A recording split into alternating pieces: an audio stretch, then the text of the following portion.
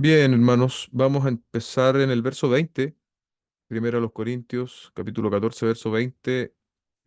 Algunas observaciones. Eh, Hermanos, no sean niños en la manera de pensar, más bien sean niños en la malicia, pero en la manera de pensar sean maduros. Básicamente, el apóstol Pablo le hace a los Corintios un llamado a la madurez. ¿En qué sentido no? Obviamente esto de hablar de madurez es muy amplio, pero Pablo ahora está guiando esta madurez o poniéndola en relación al tema de los dones, como hemos venido viendo ya estas últimas 5 semanas. Entonces, deben quedar de manera práctica y aplicativa para nosotros, deben quedar atrás las preferencias personales o las ideas personales que nosotros pudiésemos tener respecto de la iglesia o de los dones para someternos a la voluntad del Señor, al propósito también que Dios nos ha dado a través de los dones. Eso es fundamental. Y la pregunta que tenemos que hacernos nosotros es qué preferencias personales podemos identificar en nosotros, ¿sí? Que solo son eso, que solo son preferencias personales, que solo son ópticas individuales, pero que sin embargo impiden que maduremos, que crezcamos, porque hay cosas que tenemos que dejar, definitivamente. Observaciones, planteamientos, posturas, en pos de la edificación de la iglesia. Entonces, esas son preguntas que nosotros tenemos que hacernos de cara a la enseñanza y transitar, como yo decía el domingo, desde esta mentalidad infantil, ¿no?, que tenían los corintios respecto de que ellos abrazaban o reconocían ciertos tipos de dones como más importantes, como el tema de las lenguas hacia dones que de verdad cumplan el objetivo que Dios le dio al don, ¿no? Que es edificar. Edificar, esa es la palabra, podríamos decir, una de las palabras que más se repiten en esta enseñanza, la edificación a través de los dones que Dios ha dado a la iglesia. Entonces tenemos que transitar de una mentalidad que está centrada en el yo, podríamos decir, así lo muestra un poco el apóstol, a una mentalidad que está pensando en el todos nosotros. Entonces, cómo cada uno de nosotros tiene cabida allí, eso es importante, ¿no? Pensar de manera personal, yo estoy sirviendo hoy día al Señor en esta iglesia local, o a lo mejor no sirviendo directamente, pero soy parte de esta iglesia local. Entonces, ¿cómo puedo transitar de mi individualismo a ser parte de la iglesia? Hay cosas que cada uno debe hacer de manera particular para que como iglesia entonces avancemos. Entonces ahí vamos a estar procurando esta madurez de la cual habla el apóstol. La madurez nos va a llevar muchas veces a hacer cosas que naturalmente quizás no sintamos hacerlas, ¿sí? Por poner un ejemplo, eh, si yo veo una persona nueva, a lo mejor naturalmente algunos más introvertidos pueden sentir cierta timidez, ¿no? Y no se acercan. Bueno, cuando tú estás pensando en la madurez tuya y en el beneficio de la iglesia, entonces tú vas a romper esa comodidad, la vas a enfrentar y te vas a acercar a esa persona, la vas a saludar, te vas a presentar, le vas a decir bienvenido a la iglesia y lo que puedas alcanzar a decirle en un par de minutos o tal vez menos de un minuto. Eso creo que podría ser un buen ejemplo que nos va a ayudar a todos entonces a ser más maduros. Otros ya no tienen tanto problema con eso. Bueno, tendrás que ver, hermano, hermana, en qué sentido entonces tú necesitas madurar. Pero hay un acto de la voluntad que está en juego, ¿no? A veces tenemos esa tendencia a pensar de que, bueno, cuando yo sienta del Señor, voy a hacer determinada cosa, voy a cambiar esta actitud. Lo cierto es que la palabra del Señor ya nos ha hablado, ¿no?, de manera clara. Entonces, lo que nos toca hoy a nosotros es obviamente en oración también someternos a esa voluntad. Y ese es el tránsito entonces que debemos seguir hacia una mentalidad madura y una mentalidad madura dentro de una iglesia, de un contexto de comunidad de creyentes, busca la edificación de los otros y no la satisfacción personal. Em, Voy a hacer el punto 4 y después dejo a mis hermanos porque esta es la última parte del sermón de la semana antepasada. Entonces hago el punto 4 y después dejo a los muchachos también para que puedan compartir. El punto 4 era el propósito y práctica de las lenguas, y eso está en los versos 22 al 25. Voy a leer el verso 21 el verso 22. Dice, en la ley está escrito, por hombres de lenguas extrañas y por boca de extraños hablaré a este pueblo, y ni aun así me escucharán, dice el Señor. Verso 22. Así que las lenguas son una señal no para los que creen, sino para los incrédulos. Pero la profecía es una señal no para los incrédulos, sino para los creyentes. Yo explicaba eso un poco el domingo, ¿no? Haciendo lo que en teología se dice teología bíblica. Entonces, la teología bíblica, ¿qué hace? Toma un término, en este caso las lenguas, y una, hace un escaneo, ¿no? Buscando el término y buscando cómo la Biblia lo ha interpretado, cómo la Biblia lo ha entendido ese término. Y llegamos a la conclusión entonces que las lenguas siempre fueron entendidas en la Escritura como una señal de juicio.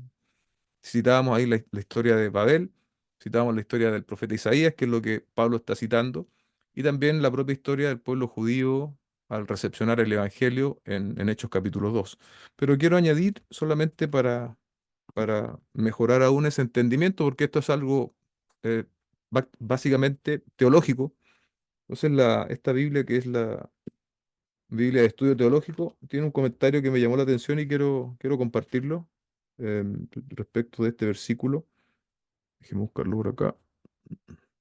Dice acá, em, lenguas son por señal a los incrédulos. No se trata de una señal positiva que conduzca a la fe, sino de una señal negativa, como en primera a los Corintios 14:21, que facilita el juicio de Dios sobre los incrédulos.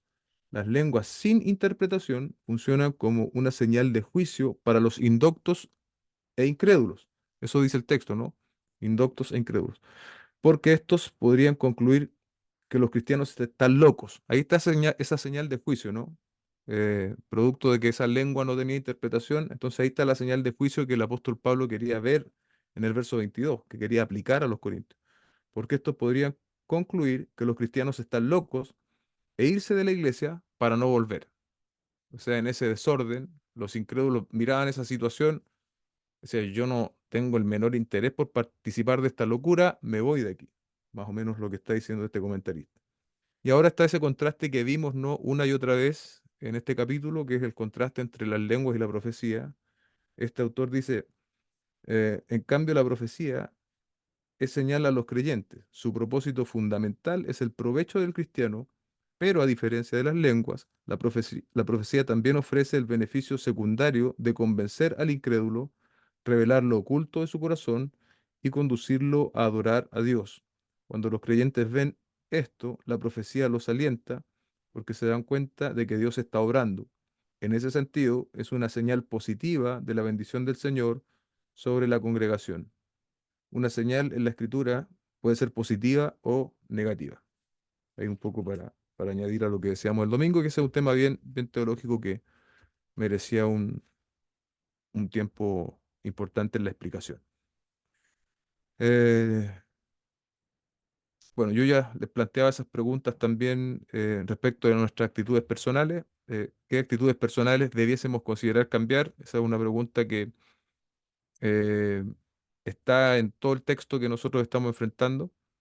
Em, y bueno, hay algo importante también aquí que señalar, ¿no? Porque el efecto de la profecía que se nos dice en el verso 22 no está hablando exclusivamente de la predicación del púlpito. De hecho, recuerden lo que explicamos en su oportunidad respecto de los profetas y lo que el mismo texto nos ofrece en lo que sigue, ¿no? Que hablaran de dos o tres y eso.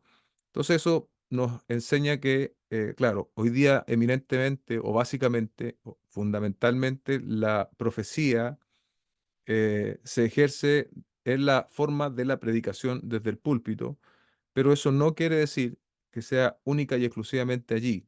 Entonces, debemos nosotros también comunicar el Evangelio y, y eso obviamente no se hace de manera exclusiva a través del púlpito. Entonces, todos ahí debiésemos tenernos una, una voluntad para poder estar prestos en ese sentido y eso tiene que ver con la acogida que nosotros le damos a a un nuevo creyente, ¿no? Con el acercamiento, con la disposición a responder sus dudas. Eso todo va ayudando, iglesia. Y es evidente que eso Se hace mucho mejor cuando una iglesia está integrada, ¿no?, en el mensaje del Evangelio, que cuando lo hacen solamente uno, dos o tres personas. Entonces eso es también muy, muy relevante. Em, bueno, ahí terminamos la primera predicación y ahora vamos al segundo, a la segunda prédica, pero ahora sí dejo a Sergio y a Patricio, si es que ellos quieren también añadir algo en ese punto. Sí, buenas noches, iglesia. Eh, sí, pensaba en la manera en que se deben usar los dones dentro de la iglesia local pero también el comportamiento que debemos tener nosotros dentro de la iglesia, porque eso definitivamente influirá en los demás, en los creyentes, en mis hermanos, pero también en alguien que no sea creyente, que nos visite, por ejemplo, ¿cierto? Gracias al Señor, nuestra iglesia no es una iglesia, digamos, con desórdenes, con excesos, que se vean cosas medias raras, ¿cierto? Pero creo que sí hay cosas que pueden dejar en ocasiones una mala impresión para los demás. Por ejemplo, lo que decía recién el pastor, la indiferencia cuando llega una persona nueva y nosotros no nos acercamos a presentarnos o hacer que la persona se sienta más en confianza, se sienta recibida. O cuando sabemos, no sé, que un hermano está pasándola mal y en la iglesia, por ejemplo, se pide la oración y yo no oro por mi hermano, que yo sé que está mal y no me doy el tiempo de orar, creo que también no. Eso deja una mala impresión.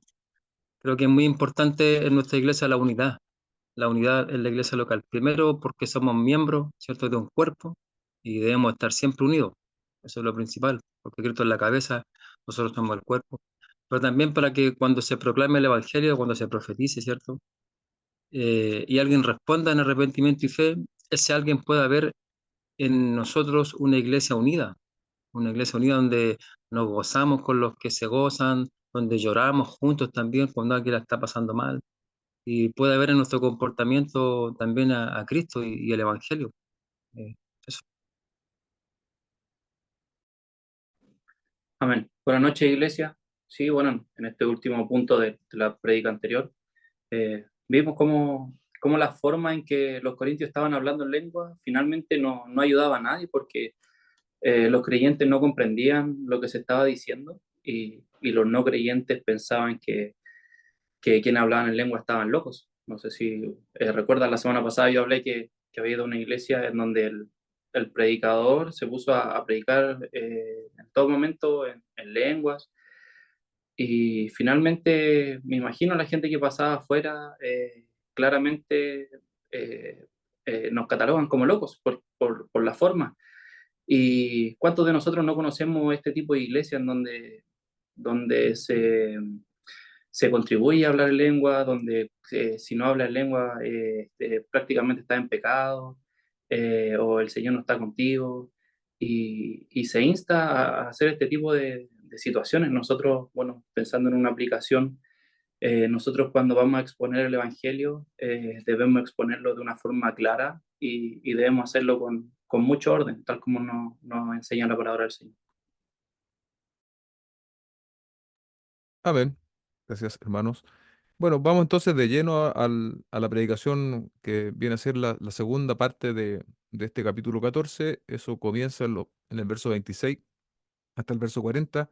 El primer punto es corrigiendo las prácticas de los dones. Y yo les decía el domingo que aquí el apóstol Pablo ya es mucho más directo, mucho más incisivo y empieza a decir, bueno, cuál es el orden que ustedes deben hacer las cosas, los corintios. Y el verso 26 es bastante importante porque nos da el contexto donde esto se estaba llevando a cabo. No era cualquier tipo de junta, sino que era una reunión donde estaban convocados todos los creyentes. Eso leemos en el capítulo 26, dice, ¿qué hay que hacer, pues, hermanos? Hay una pregunta que el propio apóstol Pablo va a responder después a los corintios, ¿no? Dice, ¿cuándo se reúnan? Es decir, cuando esté toda la iglesia presente, cada cual aporte salmo, enseñanza, revelación, lenguas o interpretación, que todo se haga para edificación. Se da cuenta que todo lo que el apóstol menciona allí debe ser para edificación. No tiene que estar mirando nuestro propio beneficio, sino el beneficio de los demás. Lo importante también ahí es recordarnos a nosotros mismos que el texto otra vez nos repite esta idea de que cada uno aporta, ¿no? De que cada uno tiene algo que entregar. Salmo, enseñanza, revelación, lenguas o interpretación. em, Ahora, ¿cuál es el aporte que tú estás dando hoy en este sentido? Y esa es una pregunta muy práctica que iglesia, nosotros, hermanos, hermanas, tenemos que hacernos. ¿Qué es lo que yo estoy hoy día dando como un aporte a través de lo que Dios me ha dado a mí como don? Porque tenemos, para que exista la edificación mutua, nosotros tenemos que salir de nuestro lugar de comodidad y de aportar, ¿no? De dar. Y eso es lo que el apóstol Pablo les está mandando a los corintios, pero no es un dar conforme a cada cual lo entiende, porque eso estaban haciendo los corintios. Ellos querían los dones y los tenían, pero los estaban mal administrando. Entonces, su aporte ahora, como corintios, iba a ser legislado, por así decirlo, por el apóstol Pablo, iba a ser ordenado. Entonces, allí también la importancia, ¿no? De que cada uno pueda preguntarse honestamente qué es lo que yo estoy aportando hoy día a mi iglesia local, eh, de manera de, si lo estoy haciendo, yo creo que nadie puede decir yo lo estoy haciendo súper bien. Yo ya no tengo nada más que seguir haciendo lo que estoy haciendo y Dios va a estar conforme con eso. No, cada uno de nosotros tiene un desafío por delante. Ya estés tú en el escenario de estar dando, de estar aportando o no estar haciéndolo, tienes la tarea por delante, el desafío por delante de seguir mejorando. Así estés haciéndolo muy bien hasta ahora, o a lo mejor alguien está en un punto de tal vez no interactuar tanto. Por ejemplo, las personas que llevan menos tiempo, pero que ya se sienten parte y quieren ser miembros de la congregación, quieren participar con la iglesia, tienen esa decisión. Bueno, tal vez el desafío de ustedes va a ser involucrarse más, ¿sí? Abrirse más, conocer un poco más a los hermanos, no interactuar siempre con los mismos, sino que estar abierto a poder darse a conocer. Eso podría ser un buen desafío. Los que ya llevan más de un año, 2 años, ya el desafío va aumentando. Los que estamos desde el comienzo, ¿qué decir? O sea, debiésemos estar mucho más involucrados, mucho más invertidos, mucho más en el aporte, ¿no? En el tema de los dones con los cuales Dios nos ha capacitado. Es interesante pensar en esto respecto de los dones, porque a nosotros nos ayuda. Si alguien dice, yo, pastor, no tengo la menor idea cuál es mi don, y la idea de Primera de Pedro, capítulo 4 verso 11 creo que nos ayuda en esta categoría que hace el apóstol Pedro. Dice, el que hable conforme a las palabras de Dios. Ahí usted tiene una categoría de don que se relaciona, podríamos decir, con la enseñanza. Y, y eso no solo se ejecuta a través del púlpito, sino que enseñamos en conversaciones previas a la reunión, en conversaciones posteriores a la reunión, en conversaciones que usted puede tener en la semana con otros hermanos también, usted puede transmitir la enseñanza del Señor. Em, y en los otros dones, el que sirve, que lo haga con la fortaleza que Dios da. Esos son los dones entonces del servicio. Ahí están las dos categorías que el apóstol Pedro ofrece y es una categoría bien amplia, ¿no? Los dones del habla, de la enseñanza, y los dones de servicio. Y de ahí en los dones del servicio, ¿no? El propio don de servicio. Ese hermano que siempre está allí, que usted, o hermana, que siempre está allí, que siempre está dispuesta, por ejemplo, a tomar una escoba, limpiar. Muchas veces no es necesario ni siquiera decirle y ya de manera proactiva lo está haciendo. Eso es muy importante, iglesia. Imagínense si no tuviésemos ese tipo de hermanos y de hermanas, nosotros llegaríamos a la sede y encontraríamos un lugar no en las condiciones para celebrar la reunión. O sea, ese tipo de dones de servicios son muy importantes. ¿Qué decir el de la administración, el que a veces ve que algo está faltando y lo notifica y también lo quiere resolver? El don de dar también es muy importante para el sostén de una iglesia, ¿no? Que cada uno de nosotros, quienes nos sentimos parte de la congregación, estemos dando de lo que Dios nos ha dado, ¿no? Cada mes es como las iglesias también logran su sustento y logran también proyectarse a... nosotros tenemos muchos desafíos en ese sentido, pero proyectarse a tener un lugar eh, y a otro tipo de asuntos que son importantes para el crecimiento de la iglesia. Eso también, pues, es un don. Eh, yo en la iglesia conozco gente que da generosamente a la economía de la iglesia y, pero el hecho de que sea un don no nos exime. O sea, no es que yo no tengo el don de dar, entonces yo no voy a ofrendar. No, no, no.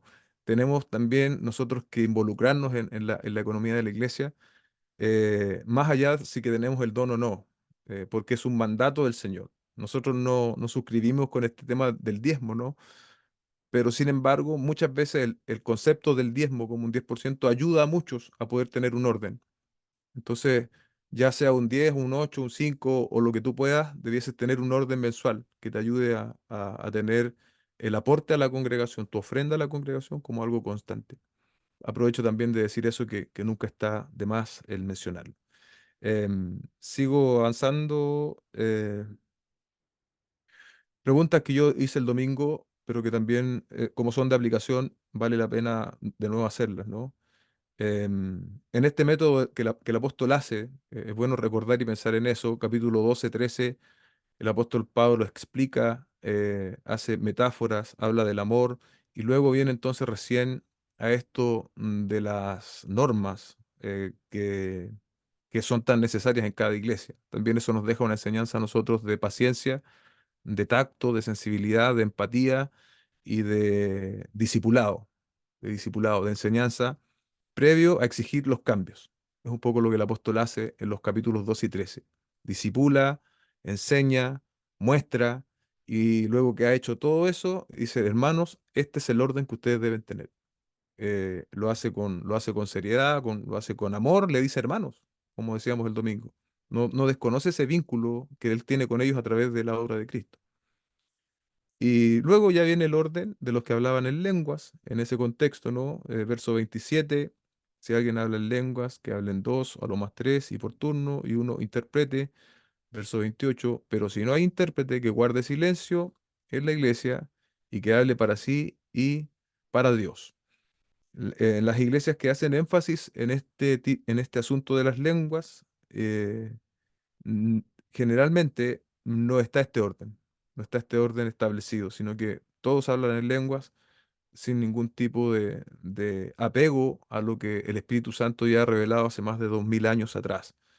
Em, y para nosotros, ¿no? De manera más directa, recordar esto, podemos y debemos controlar el don que Dios nos ha dado de manera que cumpla su objetivo. Ya sabemos de memoria cuál es el objetivo del don, edificar. Entonces, mi don, en ocasiones, es necesario que se restrinja, ¿sí? Y en otras ocasiones, bien digo, es necesario que mi don yo lo pueda utilizar. Entonces ahí va de la mano con lo que decía antes el apóstol Pablo respecto de la madurez, ¿no? Los corintios no tenían esta madurez. Ellos iban con todo por delante, pero no tenían esta madurez de decir cuándo es propicio hacerlo o no. En el caso de las lenguas, era propicio siempre y cuando hubiese un intérprete, y si no tenían que callar directamente. En el caso nuestro, no hablando de manera específica del don de lengua, sino que un don con el cual Dios te ha capacitado, que tú tengas el don, no te faculta a siempre querer aplicarlo, sino que también ser sabio para buscar la mejor manera de que ese don resulte en edificación para los demás. Ahora también en el verso 29 y 30, prácticamente muy parecidas son las indicaciones, pero ahora hablando de los profetas, ¿no? La profecía es la exposición del mensaje de Dios y, y aquí yo quiero reparar solo de manera más enfática en lo que dice al final del verso 21. Dice, porque todos pueden profetizar uno por uno. Y esto a mí me llamó la atención mientras eh, preparaba el mensaje, para que todos aprendan y todos sean exhortados. Se da cuenta que la profecía tiene esta amplitud que las lenguas no tienen, ¿no? Eh, para que todos aprendan y todos sean exhortados. La palabra de Dios tiene esa facultad, esa suficiencia, como hablamos muchas veces, de que todos aprendan y de que todos sean exhortados, y ese es un propósito que debemos considerar nosotros siempre. Otra vez, esto se ejerce de manera formal en la predicación del día domingo, en escenarios como los que estamos hablando ahora, pero también cuando tú predicas la palabra del Señor, cuando tú exhortas a un hermano, cuando tú corriges a un hermano por la palabra del Señor, también lo estás haciendo. Entonces, no es la tarea exclusiva del predicador, sino que es la tarea de la iglesia, al proclamar el mensaje del Señor en, en sus distintos escenarios, ¿no? Yo soy partidario, ¿no? de un tipo de iglesia que pueda, eh, ojalá, tener mensajes específicos para cada grupo de personas. Yo no tengo problema con eso. Obviamente, en nuestro contexto de iglesia hoy, por nuestra realidad, se hace difícil. No tenemos un lugar de reunión, yo mismo no tengo el tiempo suficiente porque yo tengo un trabajo secular, como todos ustedes saben, y entonces eso dificulta. Pero también, como yo decía el domingo, pero no nos vamos a excusar en eso, sino que lo que estamos haciendo y lo que hemos venido haciendo prácticamente desde que el Señor me permite estar como pastor en la congregación, es poner todo lo mejor de nosotros y ocupar las oportunidades y los escenarios que tenemos de la mejor manera, potenciándolos de la mejor manera. Eh, yo, por ejemplo, si usted piensa en lo que nosotros hacemos los domingos, eh, si usted le cuenta a alguien lo que nosotros hacemos los domingos, eso hemos llevado el asunto a un nivel que ya no podemos hacer algo más en la sede. Tenemos la escuela de los niños, tenemos lo que se monta para poder hacer la reunión allí, para la transmisión, etcétera. Entonces estamos en un nivel de que ya hemos llegado, estamos tocando techo en muchos sentidos técnicos y también respecto del lugar mismo. Entonces yo creo que eso es bueno, porque eso da oportunidades de servicio, nos obliga también, hay hermanos que se tienen que levantar temprano, hermanas, y eso también es bueno, siempre y cuando no lo hagamos legalistamente, sino que lo hagamos por amor y servicio al Señor. Y, y entonces, pero yo sí creo que si Dios nos da la oportunidad y la iglesia crece y tiene estas cosas que yo mencionaba recién, idealmente pudiesen haber otros espacios donde la palabra del Señor dirigía de manera enfática a ciertos grupos, no sé, por decir los jóvenes, los adolescentes, los matrimonios, los hombres solteros, pudiese darse también eso. Pero obviamente hoy día no estamos en ese escenario, estamos ahí luchando con el tiempo y disposición que tenemos, escenarios como este del Zoom, ¿no? Estamos tratando de explotarlos lo mejor posible dentro de las posibilidades y opciones que tenemos. Pero me llamó mucho la atención eso, para que todos aprendan y todos sean exhortados. La profecía es amplia y nosotros debemos transmitirla de manera que pueda ser eficaz, llegando a todos, para que todos aprendan y para que todos sean exhortados. Verso 33, muy importante, ¿no? Porque Dios no es un Dios de confusión, sino de paz, como en todas las iglesias de los santos. Puede haber, ¿cierto?, distintas manifestaciones de iglesia. Hoy día nosotros todos hemos crecido en lo que se denominan las denominaciones, y cada denominación tiene ciertas particularidades, ¿no?, que las distinguen de otras, no solo en su credo, en su confesión, sino también en su manifestación, sus alabanzas, su forma de predicar. Eso suele ser un distintivo de cada iglesia, pero aquí hay algo que cada iglesia de Cristo, independiente si es bautista, presbiteriana, pentecostal o lo que sea, no debe escapar. Dice, porque Dios no es Dios de confusión, sino de paz, como en todas las iglesias de los santos. O sea, entonces, no debe haber lugar a la confusión. Y yo les explicaba el día domingo que confusión está contrastado con paz. Entonces, paz en este sentido significa orden. Tiene que haber un orden en la iglesia. La iglesia no puede ser, como dice el apóstol Pablo, no puede ser un lugar, un verdadero loquerío, ¿no? Tiene que ser un lugar de orden. Y eso es independiente de la denominación que una iglesia pueda adoptar. Tiene que haber orden. El orden determinado, ¿no? Que nosotros como iglesia debemos seguir cultivando y persiguiendo eh, para que la iglesia sea edificada y para que los no creyentes sean llamados a los pies de Cristo. Esos son dos objetivos muy claros que nosotros debemos considerar. La edificación de la iglesia, y que cuando nos visita alguien que no es creyente, también pueda ser alcanzado por el Evangelio. El orden, en esa dirección, el orden es muy importante y debemos seguir creciendo en ello, ¿no? Ahora, un punto aquí también, es que no llevar el orden al punto de que sea algo tan rígido, de que llega a ser como artificial. No, claramente vemos que incluso en el texto nosotros podemos entender que había cierta flexibilidad. En el caso de los Corintios era una flexibilidad llevada al límite, ¿no? Pero también debemos transitar nosotros entonces hacia un punto de flexibilidad que no parezcamos como especies de robot o como una especie de secta que hace las cosas, no, sino que también con flexibilidad, entendiendo el escenario en el cual estamos, no somos programas, somos personas. Entonces, tenemos que tener esa sensibilidad también para no caer en el rigor, ¿no? Del esquema. Entonces, todo es muy cuadrado, todo no. También somos personas y yo siempre pienso en esto, y es lo que le pasa al apóstol Pablo cuando él estaba predicando en un piso alto. Y usted sabe la historia, ¿no? En el libro de Hechos, se quedó dormido un joven y cayó. El apóstol Pablo, con la importancia que tiene la enseñanza, él podría haber seguido enseñando, ¿no? Pero él interrumpe eso. Era demasiado urgente lo que había pasado con este muchacho. Entonces él va, lo abraza, ¿no? Y lo resucita porque el muchacho había muerto, a través de un milagro del Señor, entendemos. Pero eso nos deja también esa enseñanza, ¿no? De que a veces no, es que este es el esquema y no podemos salirnos, no, también tiene que haber cierta flexibilidad. Me acuerdo cuando estábamos en la casa de Ramón Cruz, que arrendamos por 2 años. Nos pasó una oportunidad que estábamos entrando todos a la reunión y de pronto suena el timbre y a mi hermana Gabriela con mi cuñado les habían quitado el auto, los habían encañonado, le habían puesto pistola y, y bueno, ahí quedamos, ¿no?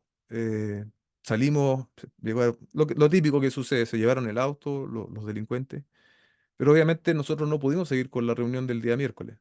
Entonces, por lo que había pasado, me acuerdo que yo juntamos con los poquitos hermanos que llegaban, oramos y después atendimos lo que había pasado.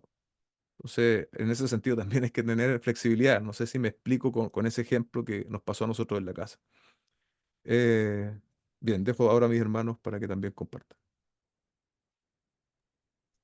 Eh, sí, me llama la atención y quería enfatizar, y bueno, creo que se enfatizó en la predicación también, lo que dice el verso 26, donde dice, cada cual aporte, habla de los salmos, enseñanza, revelación, lengua, interpretación, ¿cierto? Este es un llamado a toda la iglesia, a cada uno de nosotros, no solo a algunos, no solo al pastor, a los líderes, sino que a cada miembro de la congregación, desde el más antiguo hasta el más nuevo, porque a veces pasa que hay personas que me ha tocado conversar con personas que no se hallan o que no se sienten parte de la iglesia y aún estando en la iglesia por mucho tiempo. Un día me tocó hablar con una persona que me dijo, siento que no hago nada en la iglesia, no sé en qué puedo aportar, solo asisto, ¿cierto? Bueno, después esa misma persona, un tiempo más adelante, me contaba cómo, justamente escuchando la Radio Armonía, una reflexión de la palabra, se dio cuenta en qué podía ser útil en la congregación, pues, y me hablaba de la necesidad de orar por la iglesia, la necesidad de orar por el pastor, por el liderazgo, por los matrimonios, por los jóvenes, por los niños. Entonces, siempre, hablando de la oración, en ese ejemplo, eh, siempre habrá gente en la iglesia por qué no orar. Entonces, nosotros debemos ser intencionales para buscar involucrarnos en el servicio y no llegar a la conclusión que no podemos aportar en nada, ¿cierto? Lo que debemos hacer nosotros, tenemos que ser los primeros en levantar las manos para servir. En la iglesia y el servicio al Señor siempre van a faltar manos, nunca van a sobrar personas. Todos tenemos un espacio dentro de la iglesia para poder servir al Señor. Y muchas veces nosotros tendremos que servir donde quizá no esté yo, donde me sienta lo más cómodo. No sé si me explico, ¿cierto? Y tendré que servir donde quizá haya una necesidad. Por ejemplo, no sé, se me ocurre alguien que nunca ha predicado y justo, no sé, hubo un problema, el pastor no puede estar, nadie más puede estar y se requiere que el hermano predique y bueno, tendrá que hacer un esfuerzo y si se le requiere, tratar de responder y dar lo mejor posible. ¿Cierto? A veces tenemos que servir ahí donde quizás no es nuestro don, donde no somos los más capacitados. Y definitivamente en la iglesia siempre habrá un lugar para servir, hermano, siempre. Nunca van a sobrar las manos, no, nadie compite con nadie, siempre habrá espacio para todos. Y debemos hacerlo, bueno, como enseña la Escritura aquí en estos pasajes, en los términos que Dios establece, ¿cierto? Y como enfatiza Pablo aquí, todo en orden.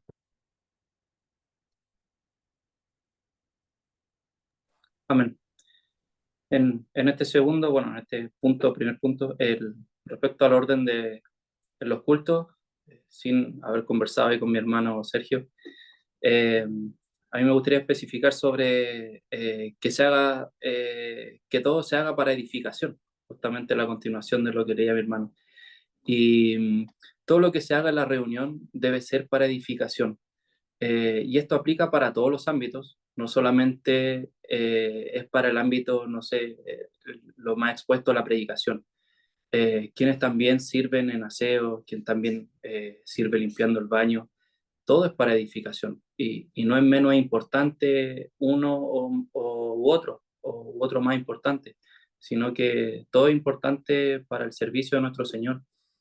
Y, y todo aquel servicio que contribuye finalmente a poder llevar a cabo la reunión de nuestra reunión dominical, la principal motivación que debemos tener cada uno de quienes sirven es el amor. El pastor también hace un rato lo mencionaba.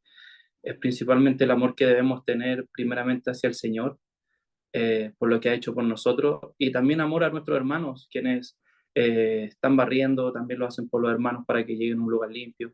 Al mismo pastor que se prepara con antelación para traer un mensaje de la palabra del Señor.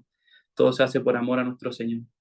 Y también nosotros debemos, cada uno de nosotros debemos, al momento de conversar en nuestras conversaciones, tanto en el servicio como en el culto, deben ser palabras que ayuden a fortalecer la fe de otros creyentes.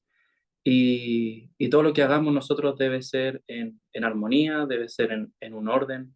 Y aunque los dones del Espíritu Santo se ejerciten, no hay excusa para el desorden. Todo debe ser de una manera ordenada y, y debe ser para edificación, tal como dice que todo se haga para edificación. Eh, Eso, iglesia, es importante que cada uno de nosotros sea edificado, que podamos servir al Señor hoy en día en el lugar donde estamos. El Señor nos ha permitido tener mucho, se amplió, se hizo muy ampliamente la oportunidad de poder servir. Cuando estábamos en la casa de iglesia, yo me acuerdo que si tú te inscribías para el aseo, te tocaba probablemente una vez cada 2 meses y eso era todo tu servicio, porque era un lugar tan pequeño, no había muchas cosas que hacer. Hoy en día el Señor nos ha dado la oportunidad de estar en una sede donde siempre faltan manos, y que el Señor nos ayude, que le ayude a usted, que me ayude a mí a poder servirle y que nuestra principal motivación sea el amor que le tenemos a nuestro Señor y el amor que nos debemos tener los unos con los otros. Amén. Amén. El segundo punto de la predica, un punto un poco controvertido, ¿no? Verso 34 al 36, eh, corrigiendo la participación de las mujeres. El verso 34 dice, las mujeres guarden silencio en las iglesias porque no les es permitido hablar. Antes bien, que se sujeten como dice también la ley.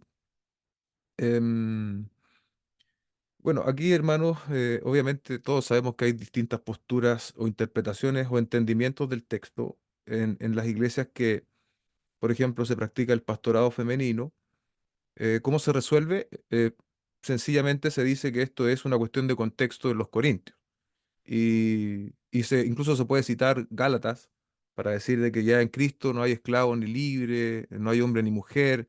Pero si usted va a Gálatas, a ese pasaje, se va a dar cuenta que en ese pasaje no se está hablando, ¿no? de los roles que Dios ha dado a los hombres y a las mujeres, sino que se está hablando de la salvación. Entonces, en ese sentido, no hay esclavo ni libre, no hay hombre ni mujer. La salvación, digamos, ha sido para todos. Entonces, ese pasaje malamente puede servir para justificar el pastorado femenino. Pero así se resuelve. Así las personas donde hay pastoras, por ejemplo, y pastoras que predican, porque a veces también se le dice pastora por ser esposa del pastor, pero no predica, no ejerce, digamos, pero eso yo eh, no le encuentro mucho sentido.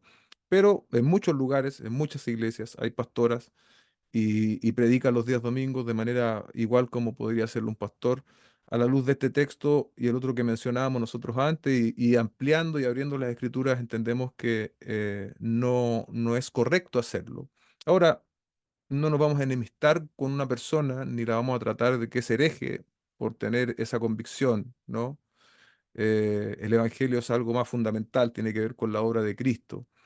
Pero como en muchas distorsiones respecto de la lectura de la palabra o del entendimiento, el peligro es ese, hermano. El peligro es que ese entendimiento, ese tipo de entendimiento pueda ser una especie eh, de infiltración para otros malos entendimientos de la escritura. Porque si yo empiezo a hacer subjetiva la palabra acá, ¿qué me libra a mí de que el día de mañana no vaya a ser la subjetiva en otros temas de la escritura? Entonces, ese es un punto de mayor riesgo, pero bueno, eh, no nos vamos a enemistar, usted no maltrate ni entre en discusiones por este tipo de asuntos, salvo que las personas quieran aprender, entonces usted se lo enseña, como decíamos el domingo, con mansedumbre y reverencia, no para ganar el argumento, sino para exponer la verdad.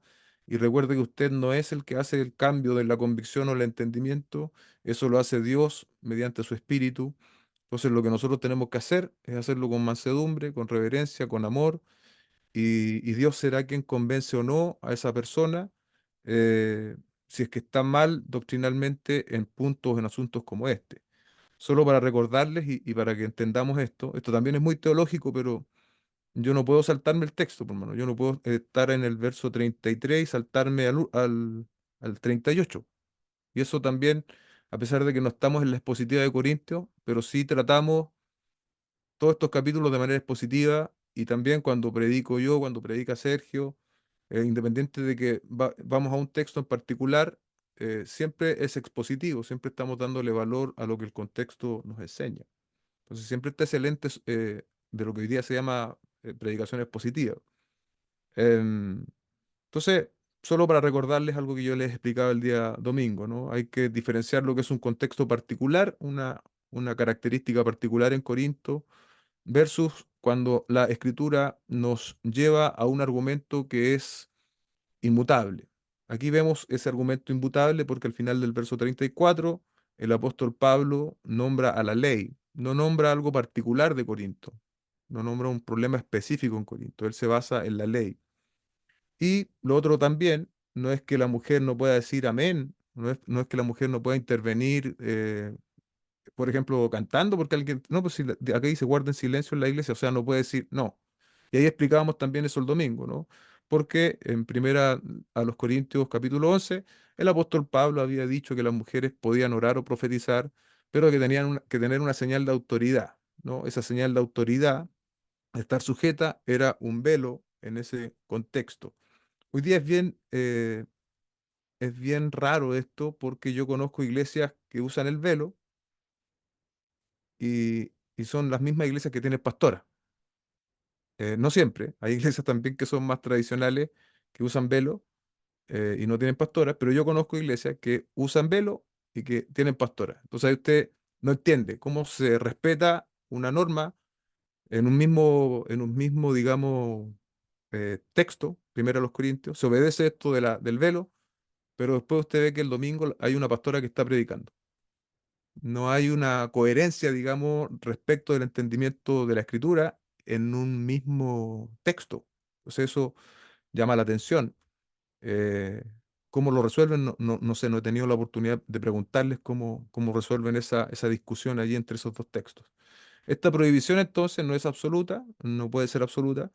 Y yo les daba el ejemplo, ¿no? De una hermana que el año pasado quiso dar gracia y yo no tuve problemas de conciencia porque yo ya entendía esto, y que no se trata de que la mujer no tenga no pueda decir nada, ¿no? Hay dos posturas. Una es la que yo les mencioné ayer, que era respecto de las preguntas y respuestas, que era un método de enseñanza muy usado durante el Nuevo Testamento, y probablemente las mujeres estaban haciéndolo de manera exagerada en el culto corinto. Y acá en esta Biblia encontré uno segundo, que yo también lo había estudiado, pero no lo quise compartir el domingo, que tiene relación con el contexto más inmediato. En la misma Biblia que les mencioné antes, dice, como Pablo parece permitir que las esposas oren y profeticen, capítulo 11, versos 5 al 13, siempre y cuando no deshonren a sus maridos con su atavío. Es difícil entender esto como una prohibición absoluta, lo mismo que yo les decía el domingo. Pablo seguramente prohíbe que a las mujeres hablar para juzgar las profecías. Eso tiene mucho sentido porque tiene un contexto inmediato con lo que venía hablando. O sea, las mujeres no podrían juzgar estas profecías que antes estaba hablando en los versículos anteriores, dado que esto trastoca la autoridad del hombre. También la ley lo dice. Es probable que el apóstol tuviera en mente la creación de la mujer. ¿Recuerdan que yo les decía los primeros 5 textos del Antiguo Testamento? Vuelvo a leer eso. Es probable que el apóstol tuviera en mente la creación de la mujer formada del varón y por causa del varón. Eso también lo leímos en el otro texto, ¿no? En Timoteo. Así como la pauta general del liderazgo masculino entre el pueblo de Israel en el Antiguo Testamento. Usted ve eso y escanea la escritura otra vez y desde el Antiguo Testamento hasta el Nuevo Testamento vemos ese patrón. También hay teología bíblica respecto del liderazgo, un estudio serio de teología bíblica respecto al liderazgo siempre va a dar los mismos resultados. Hay algunas excepciones, pero son eso, son excepciones, nunca llegan a ser normas. Eh, entonces también tenemos que considerar eso. Eh, Recuerda ahí ese pasaje también, solo se lo voy a nombrar, no lo voy a leer.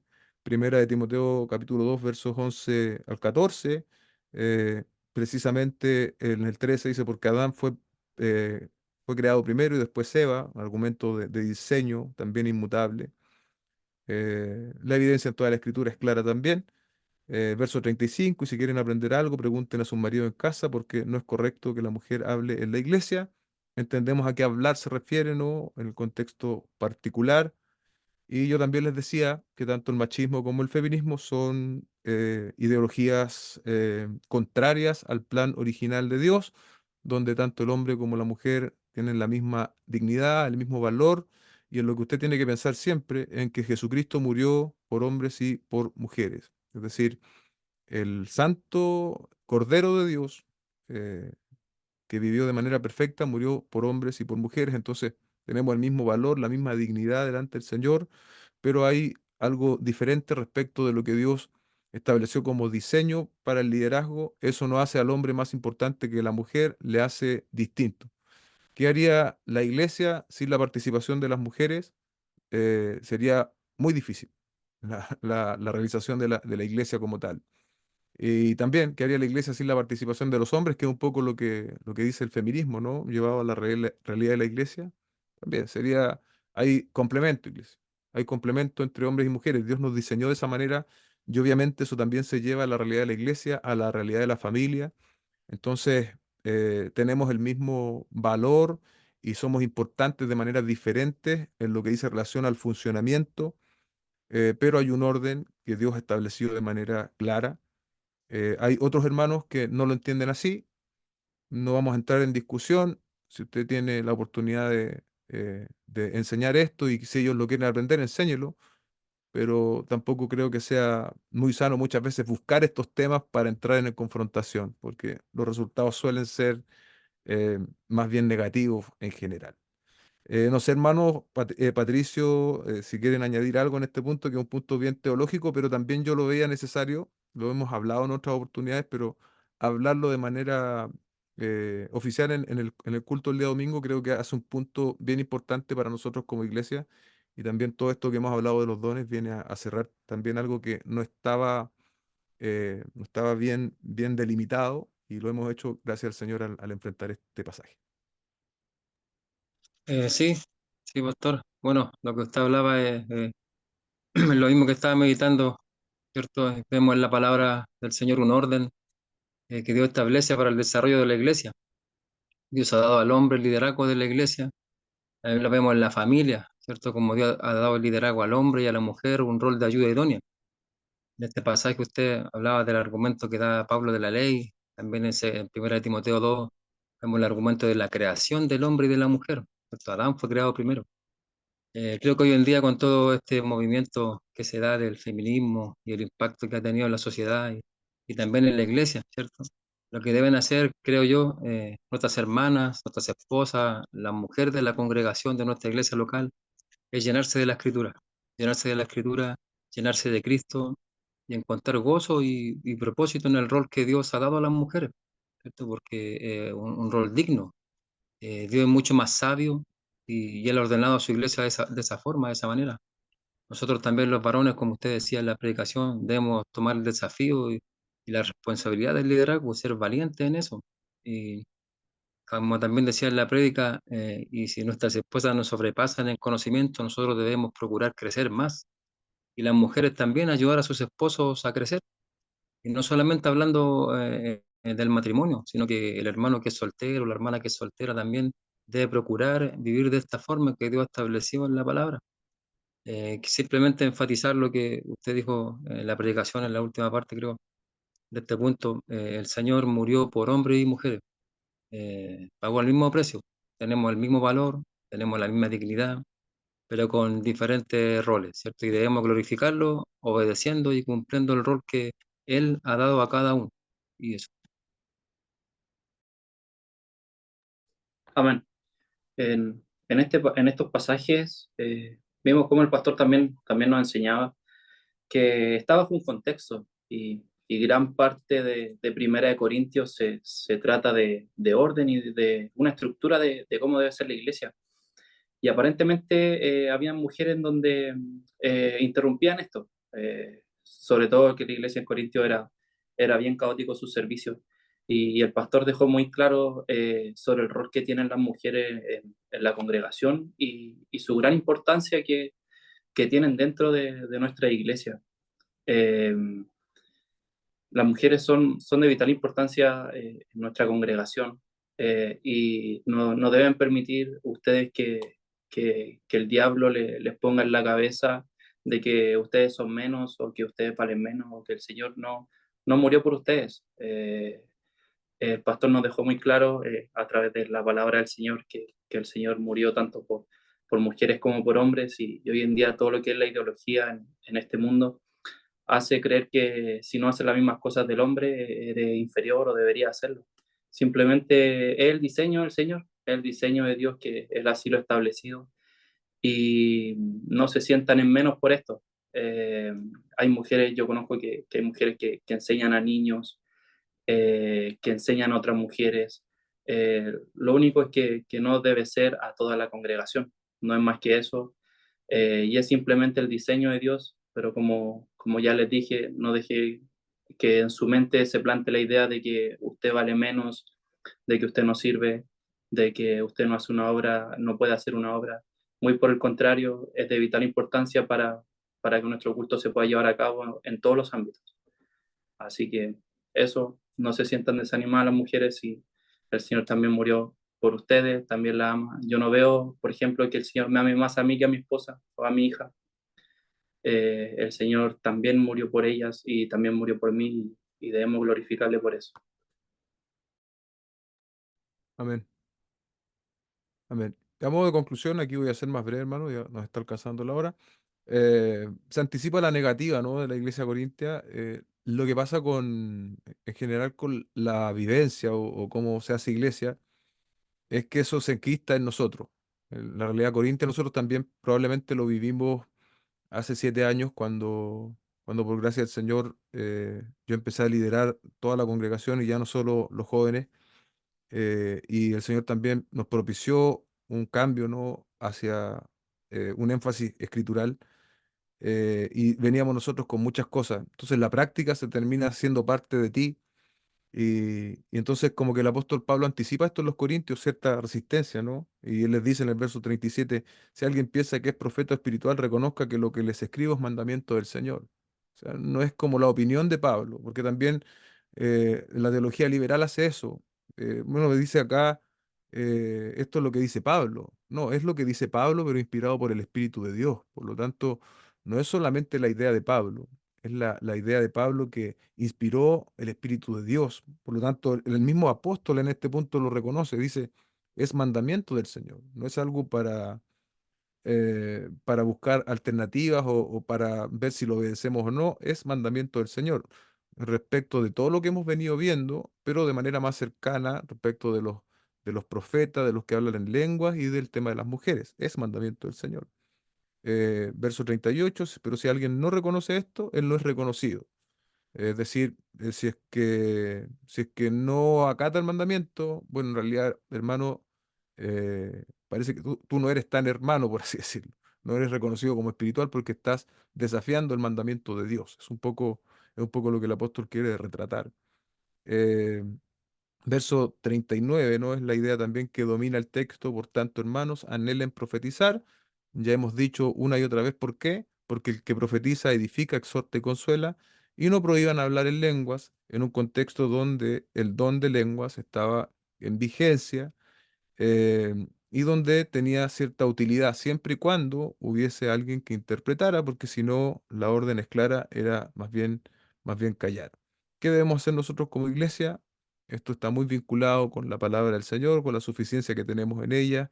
Ella debe fijar nuestras prioridades, nuestras prácticas, nuestras metas como congregación y para que podamos vivir esta realidad del versículo 40, ¿no? Para que se haga todo, no solamente algunas cosas, sino todo decentemente y en orden. Esa palabra decentemente también puede ser entendida como apropiadamente y como decía Warren Wiersbe, ¿no? Que en nuestra reunión, en nuestra congregación, todo sea hecho con belleza, con orden, con motivación y con contenido espiritual.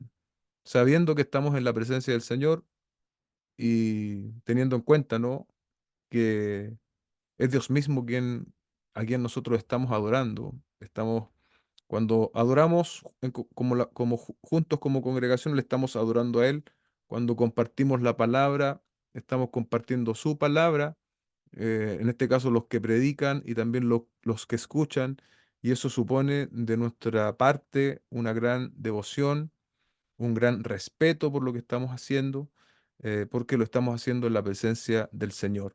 ¿Qué decir de la manifestación o la aplicación de nuestros dones? También son dones que Dios nos ha dado, por lo tanto debemos administrarlos de manera sabia los unos a los otros, disponiéndonos a darlos, también a recibir los dones los dones que tiene otro, pues yo los necesito. Entonces tenemos que también movernos en dicha dirección. Así termino yo esta parte.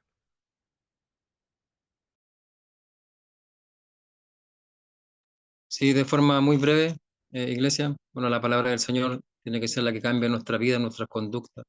Y nosotros debemos ser humildes y estar dispuestos siempre a ser transformados. Pensaba que a veces los años en la fe nos pueden hacer pensar que ya somos cristianos acabados, maduros, y la verdad no es así. Si yo por la palabra de Dios entiendo que esto es una conducta que no es correcta en la iglesia, delante de Dios, en lo personal, yo debo estar dispuesto a cambiar esa conducta. No sirve decir, bueno, yo soy así, yo siempre he sido así y eso yo no lo voy a cambiar nunca. Los que no están dispuestos a cambiar, ¿cierto? A pesar de entender una verdad de la escritura, es porque no quieren ser transformados y obedecer, pues, y eso es peligroso. Debemos examinarnos constantemente y orar, Señor, cámbiame por medio de tu palabra. Debemos anhelar y desear cada vez más la palabra todos los días para ser transformados cada vez más, para que así nuestra vida sea y pueda ser ese reflejo y pueda reflejar al Dios en el cual nosotros decimos creer. Eso. Amén. Finalmente, la adoración es vital para la vida de cada uno de nosotros y para toda la iglesia. Los servicios en nuestra iglesia deberán ser conducidos de una forma ordenada. Eso es lo que hemos visto y lo que acabamos de leer en el verso 40. Y una iglesia que adora a Dios finalmente debe reflejar su carácter, debe reflejar su naturaleza. Debemos reflejar que es un Dios de paz, que es un Dios santo, santo, santo, que es un Dios de orden, no un Dios de contienda, no es un Dios de confusión. Nosotros como iglesia, si nosotros miramos lo que nosotros hacemos o cómo lo hacemos, no somos una iglesia de un desorden. A veces hay situaciones que no se pueden obviar, tenemos la puerta justo en medio, eh, pero no tenemos un desorden como iglesia y cada uno de nosotros debemos analizarnos a la luz de la Escritura y vernos frente a la palabra del Señor, si yo mantengo, cuál es mi actitud frente a la palabra del Señor. Soy de los que quizás me siento atrás y me distraigo con facilidad. Quizás eso también es un punto que uno debe analizarse. Y si uno se distrae fácilmente, claramente es mejor que te siente adelante. No sé, si me llega un WhatsApp y estoy dispuesto a tomar el celular, y si te cuesta, bueno, deja el celular un poco más lejos, déjalo en modo avión, eh, o llevo a la iglesia con la intención de que termine luego el culto. Bueno, cada uno de nosotros debe analizarse, debe examinarse cuál es nuestra actitud y que el Señor nos ayude con las actitudes que tenemos frente a todo el culto, que nos ayude a entender nuestras prioridades y que nos ayude también como iglesia a ser una iglesia de orden. Amén. Amén, iglesia, oremos para entregar esto.